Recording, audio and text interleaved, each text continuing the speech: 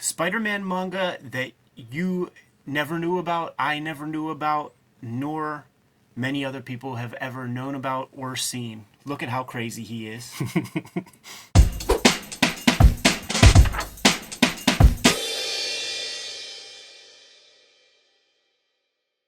Welcome to your favorite YouTube channel, Cartoonist Kayfabe. My name's Ed Piskor. I'm Jim Rugg. Manga Quest 2023, Jimmy, was a very successful run. I'm fresh back as of this recording, man. Haven't been back in town for 48 hours, dude. But it's important that while it's all fresh in mind and freshly unpacked from my big trip, that we do a couple of episodes showing some of the bounty. And one of the pieces that I picked up from Koenji Sean, Japan Book Hunter, was this little ditty that came out in the late 70s. I guess maybe this is the title, Bokino Comic Bunko. I don't know. But it has a Spider-Man manga in here that is not Ryoichi Ikegami. It looks very shonen, you know, like the what do you call it? The Ikegami one. It feels more seinen or gekiga, you know, late period. You know, it's a almost adult figure. You know, he's a high school boy, but it's just drawn more serious. Do you know when those were done? Because I see like the copyright 78 on this. Were those after this? I think I think it might even be earlier because I think those things might have been done with the tokusatsu in mind, because I think there might be a robot. I'm not sure. This does not have the robot. It feels like a more straight up boys comic. Go back one page. Look at this like clip art revolver next to the drawing. Yeah, man. But like, look at how wild that Spider-Man is. You know, if in my travels, if I see any kind of bootleg superhero stuff, like stuff that we know, this is not bootleg, but I'll scoop it up almost at any price. It's like half Spider-Man, half Death Ray. Right. Like those eyes and kind of the shape and everything really reminds me of Death Ray in a lot of these. It's very Batmanga-ish. Mm-hmm. You know, I would like to see this kind of stuff translated. I'd be very curious. I also like the size and like the number of panels that they're doing. You know, it's a very attractive, at least as a flipper. Totally. Yeah, when you see stuff like this, like, it might really, you know, be written for Doraemon type age kids. This video is brought to you by the books that we make. New from Ed Piskor, X-Men Grand Design, collecting all 3 volumes of the X-Men Grand Design series in one convenient volume. 3 volumes of Red Room, now available. Crypto Killers, The Antisocial Network, and Trigger Warnings. And the beautiful Hip Hop Family Tree Omnibus. Going quickly, so pick this one up while you can. All 4 volumes of Hip Hop Family Tree in one beautiful hardcover, along with about 150 extra pages, notes, artwork, everything you could possibly want in the Hip Hop Family Tree. The latest offering from me, Street Angel, Princess of Poverty, goes with Street Angel, Deadliest Girl Alive. Both books completely self-contained, but together they collect all of the Street Angel comics that I have made so far from Image Comics, which means you can get them wherever you get books or comics. My self-published offerings, True Crime Funnies, the 1988 zine, and the BW zine are all available on jimrugg.com or patreon.com/jimrugg. And Hulk Grand Design, my contribution to the Grand Design mythos, out of print at the distribution level. So pick this one up if you come across it before they are all gone. And now back to our video.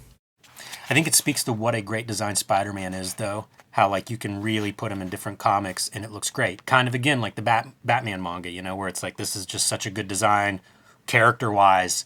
Run him through whatever filter you want and it'll still look cool. I wonder if it still has that kind of idea in mind of the TV show, because this is a transformation sequence we're getting. You know, like, it's not it's not just a costume. He's an entity. If you remember the tokusatsu, like when he turns into his final form, I am the emissary of hell, he calls himself. And that's a good thing. Awesome page. Right. Dude, as a splash page, everything I want is on that page. You know what I always wonder? This is a good example to talk about this, because I've seen a lot of comics that have this. Like I do speed lines like this. Mm-hmm. And I do not frisk it, but I have the ability to. And I wonder if that's a speedy process. Certainly if you have an assistant, right? Like, you have your assistant put the frisk it down so that you just hit it with one line. Because that's time. This is time. You probably have the assistant do the speed lines, too. You know what I mean? True. Like that's about as low skill in a lot of ways as you're gonna get. That's not true. even drawing like a building in the background. Look at this, like his thigh. You know, proportion wise, it's funny, and it makes me think of like, what if Kirby had done Spider-Man? This Right. feels like your blockier version of that. Yeah, totally. You know what they're doing. I think it's perspective is on they're standing on the horizon line, so the bottom of the leg will be bigger, but it falls apart a little bit, and that's when most people try to do Kirby.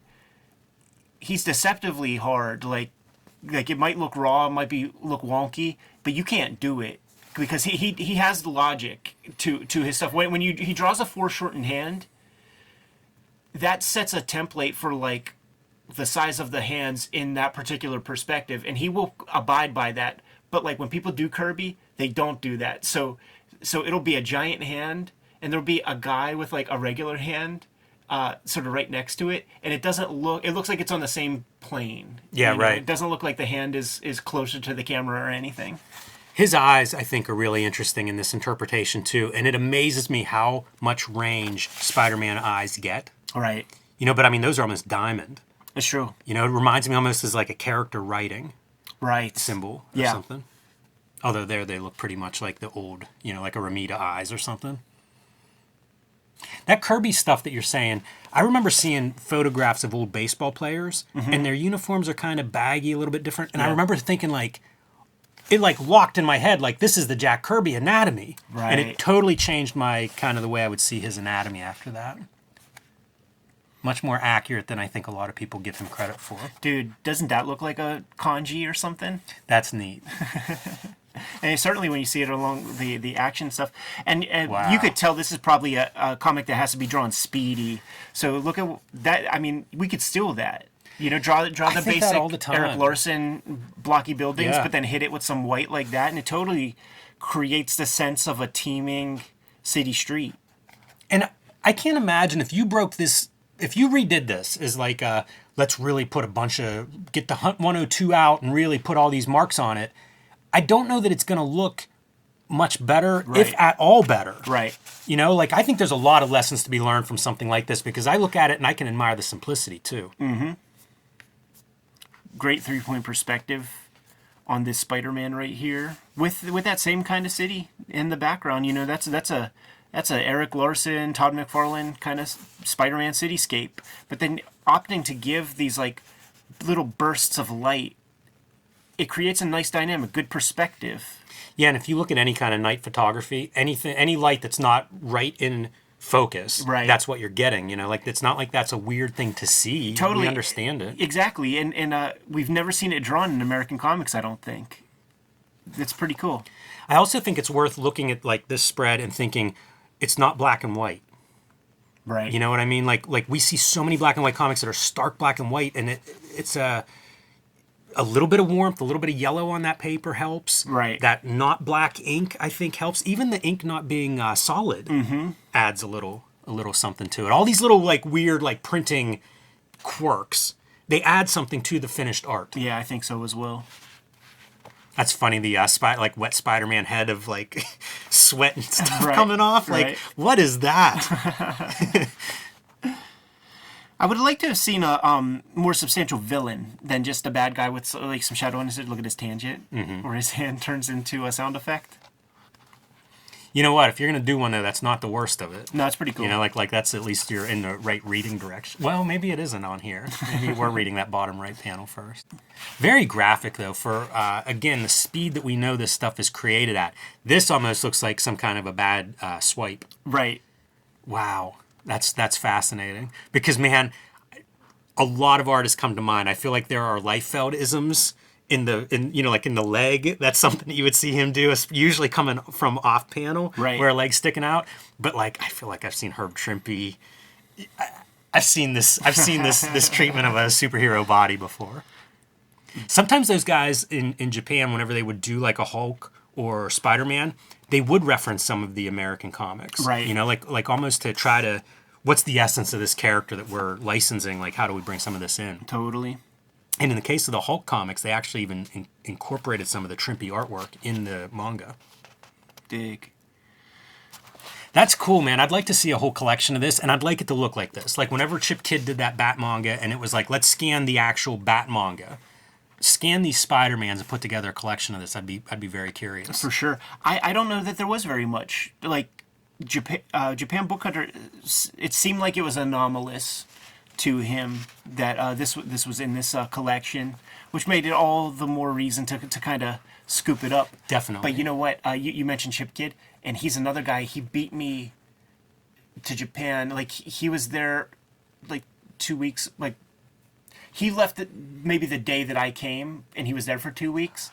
So as I was meeting shop owners and stuff, Chippu Kiddu, like Chippu Kiddu. We're gonna have to talk to him at some point. Yeah, totally. And he was buying weird Batman yeah, toys. that's the thing. Like anybody that's a visual artist that really has some signature style, like I want to know what they're looking at. Totally. Like, what are you bringing home? What are you scooping up? What are you going on your vacation to go look at? Right. Yeah. And I missed him because I was like that. I had that intention in mind. Like if he was out there when I was out there, it's like, dude, I'm piggybacking to a trip to Broadway, and I'm just gonna see down the weird corridors that you're going to, man. But yeah, there it is, dude. A weird Spider-Man manga that I've never seen before. That's a great pickup, and I'm amazed to hear that it's something that Japan Book Hunter doesn't know much about. That's exciting to me. Right. You know, that speaks to that idea, like we were saying in a previous episode about Comedia, this idea that like some of this stuff, there's so much volume that like it's not all recorded. Right. And probably the majority of it isn't. Absolutely. Wild. Good to go? I am.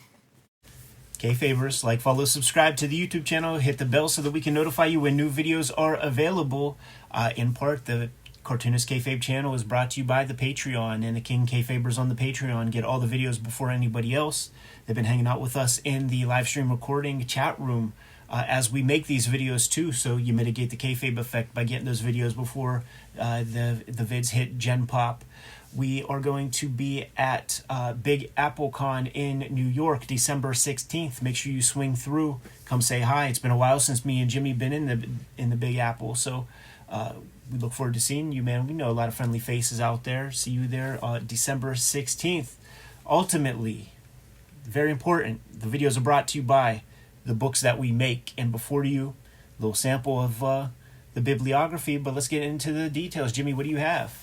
My latest release is Street Angel Princess of Poverty from Image Comics and Street Angel Deadliest Girl Alive. Together, these two books collect all of my Street Angel comics that I have made so far. This actually collects some of the original Street Angel comics. So this is the 20th anniversary of Street Angel's publication.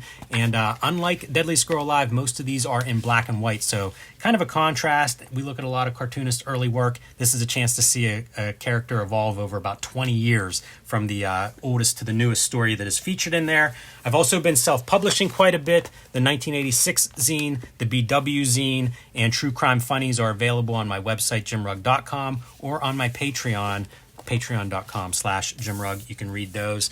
And the Hulk Grand Design, collecting my issues of Hulk Grand Design into one oversized volume. These are basically out of print. So if you haven't picked up a Hulk Grand Design yet, get one before they are completely gone, whether it's in your local comic shop if they still have one, or on Amazon if they still have them. But pick that up now, because the way Marvel keeps books in print, or doesn't keep books in print, those may be very difficult to come by. It's true, man.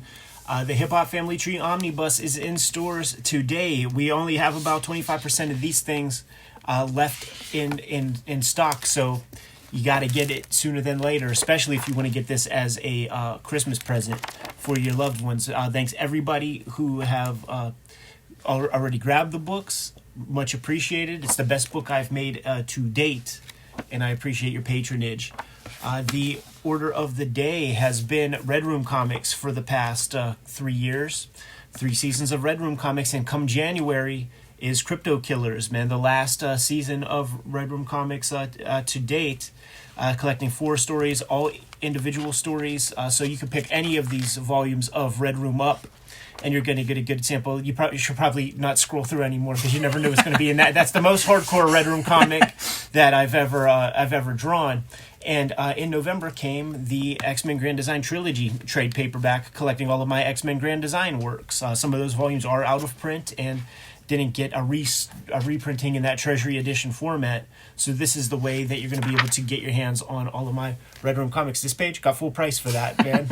writing, lettering, and drawing credits. You should do. You should take like blank pieces of paper, 2 shows in your portfolio, just signed, and be selling this page over and over. The books are the most important way to support the Cartoonist Kayfabe channel. We are working, functioning cartoonists, and our book sales are what ultimately pay the bills. But there's some other levels of support that you can give to the Cartoonist Kayfabe channel directly. Jimmy, if you let the people know. You can subscribe to the Cartoonist Kayfabe e-newsletter at the links below this video. You can also listen to Cartoonist Kayfabe in podcast form if you are commuting and don't want to get too distracted with the video on screen. Obviously, the video is the best way because you want to see this beautiful artwork, but we know that some people have requested it in their cars, and so now that is available wherever you get your podcast. You can also pick up Cartoonist Kayfabe t-shirts, merchandise, hats, mugs, stickers, and more at our spread shop. That link is under this video. There you have it. All the ways to support the Cartoonist Kayfabe channel and your humble Cartoonist Kayfabe hosts. Without further ado, Jimmy, can you please give the people the marching orders so that we can be on our way? Read more comics.